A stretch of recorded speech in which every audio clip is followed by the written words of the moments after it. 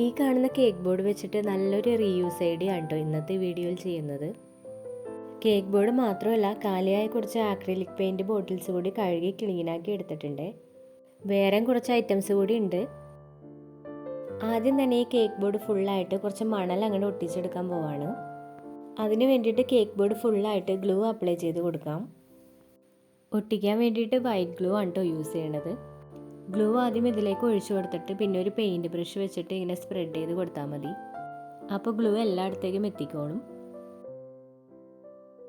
ഇനി ഇതിൻ്റെ മുകളിലേക്ക് ആ മണ്ണ് അങ്ങോട്ട് തൂവി കൊടുക്കാം.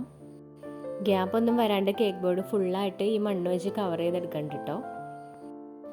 ഇനി മണൽ വെച്ച് ചെയ്യണമെങ്കിൽ അതിൻ്റെ പകരമായിട്ട് ടിഷ്യൂ പേപ്പറോ അല്ലെങ്കിൽ മുട്ടത്തോട് പൊടിച്ചതോ അങ്ങനെ എന്തെങ്കിലും ഉപയോഗിച്ചാലും മതി കേട്ടോ.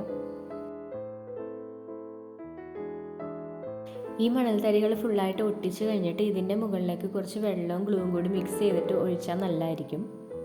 അങ്ങനെയും കൂടി ചെയ്യുമ്പോഴാണ് ഇത് കേക്ക് ബോർഡിൽ കംപ്ലീറ്റ് ആയിട്ട് ഒട്ടി കിട്ടുള്ളൂ. അങ്ങനെ ഇത് നന്നായിട്ട് ഉണക്കി എടുത്തിട്ടുണ്ട്.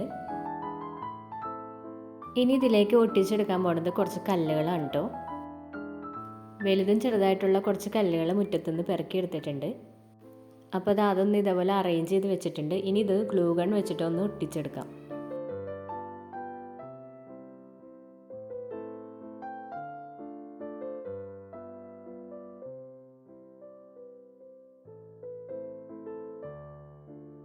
ഈ കേക്ക് ബോർഡിന് മൊത്തത്തിലൊന്ന് പെയിൻറ്റ് ചെയ്തെടുക്കാൻ പോവാണ്. ബ്രൗൺ കളർ പെയിൻറ്റ് വെച്ചിട്ട് ഇതൊന്ന് പെയിൻറ്റ് ചെയ്തെടുക്കുകയാണേ. കല്ലുകളൊന്നും പെയിൻറ്റ് ചെയ്യണില്ല, ആ മണലിൻ്റെ മുകളിൽ മാത്രം പെയിൻറ്റ് ചെയ്യണുള്ളൂ.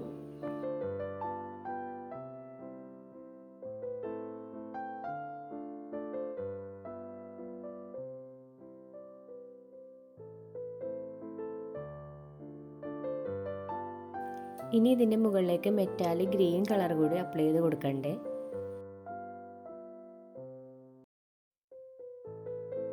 ഫുള്ളായിട്ട് അപ്ലൈ ചെയ്ത് കൊടുക്കണ്ട, സ്പോഞ്ച് വെച്ചിട്ട് അവിടെ ഇവിടെയൊക്കെ ആയിട്ട് ഒന്ന് ടച്ച് ചെയ്ത് കൊടുക്കണുള്ളൂ.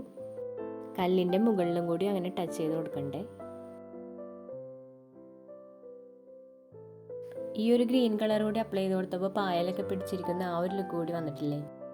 ഇനി ഞാൻ കുറച്ച് കക്കത്തോടുകൾ എടുത്തിട്ടുണ്ട്. അപ്പോൾ അതുകൂടി ഇതിൻ്റെ മുകളിലേക്ക് ഒന്ന് വിതറി ഇട്ടിട്ട് ഒന്ന് ഒട്ടിച്ചെടുക്കുകയാണ്. അടുത്തത് ഇതിലേക്ക് വെച്ച് കൊടുക്കാൻ പോകുന്നത് നമ്മൾ നേരത്തെ കഴുകി ക്ലീനാക്കി വെച്ചിട്ടുള്ള ആക്രിലിക് ബോട്ടിൽസ് ഇല്ലേ, അതുകൂടി ഇതിലേക്ക് ഒരു ഗ്യാപ്പ് നോക്കി അവിടെ ഇവിടെയൊക്കെ ആയിട്ട് വെച്ച് കൊടുക്കണ്ട്. ഈ കുപ്പികൾ നിവർത്തിയല്ല വെക്കുന്നത്, ചരിച്ചാണ് കേട്ടോ വെച്ച് കൊടുക്കണത്. ഇതിങ്ങനെ നന്നായിട്ട് അറേഞ്ച് ചെയ്ത് വെച്ചിട്ട് ഗ്ലൂ ഗൺ വെച്ചിട്ട് ഒട്ടിച്ചു കൊടുക്കുകയാണ്. ഇതിൽ കല്ലും ഈ കുപ്പിയൊക്കെ ഒട്ടിക്കാൻ വേണ്ടിയിട്ട് നല്ല സ്ട്രോങ് ഗ്ലൂ തന്നെ യൂസ് ചെയ്യണം കേട്ടോ. ഇനിയിപ്പോൾ ഗ്ലൂ ഗൺ ഇല്ലെങ്കിൽ അതുപോലെ സ്ട്രോങ് ആയിട്ടുള്ള വേറെ ഏതെങ്കിലും ഗ്ലൂ യൂസ് ചെയ്താൽ മതി. അപ്പോൾ ഉള്ള ഗ്യാപ്പുകളിലൊക്കെ കുപ്പികൾ വെച്ച് ഒട്ടിച്ചെടുത്തിട്ടുണ്ട്. ഇനി ഇതിനെ ഒന്നും കൂടി കളർഫുള്ളാക്കാനായിട്ട് കുറച്ച് കളർ കല്ലുകളും കൂടി യൂസ് ചെയ്യണ്ടേ.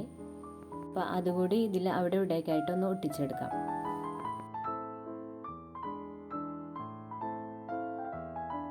അങ്ങനെ ഇതെല്ലാം കൂടി ഒട്ടിച്ചെടുത്തപ്പോൾ നല്ലൊരു ലുക്കായിട്ട് വന്നിട്ടുണ്ട്. ഇനി ബോട്ടിൽസ് ഇങ്ങനെ വെറുതെ വെക്കേണ്ട, അതിലേക്ക് കുറച്ച് വെള്ളം ഒഴിച്ചിട്ട് കുഞ്ഞു കുഞ്ഞു പ്ലാന്റുകളും കൂടി അങ്ങോട്ട് വെച്ച് കൊടുക്കാം. കുപ്പികളിങ്ങനെ ചരിച്ച് വെച്ച് ഒട്ടിച്ച് എന്തിനാന്ന് വെച്ചാൽ ഞാനിതൊരു വാൾ ഡെക്കറായിട്ട് ഉപയോഗിക്കാൻ വേണ്ടിയിട്ടാണ്. ഇനിയിപ്പോൾ ഇതിനെ ടേബിൾ ടോപ്പായിട്ട് ഉപയോഗിക്കാനാണെങ്കിൽ കുപ്പികൾ നിവർത്തി വെച്ചിട്ട് വെള്ളം ഒഴിച്ച് പ്ലാന്റൊക്കെ എന്നിട്ട് വെച്ചാൽ മതി. ഇത് വാൾ ഡെക്കറായിട്ട് ഉപയോഗിക്കാനാണെങ്കിൽ ഈ കേക്ക് ബോർഡിൻ്റെ സെൻറ്ററിലൊരു ഹോൾ ഇട്ടിട്ട് ആണിയിൽ തൂക്കി ഇട്ടാൽ മതി. അപ്പോൾ പ്ലാന്റ് കൂടി വെച്ച് കഴിഞ്ഞപ്പോൾ നല്ല ലുക്കായിട്ടുണ്ട്. ഇതിനൊന്ന് വാളിൽ ഹാങ് ചെയ്തിട്ട് നോക്കാം.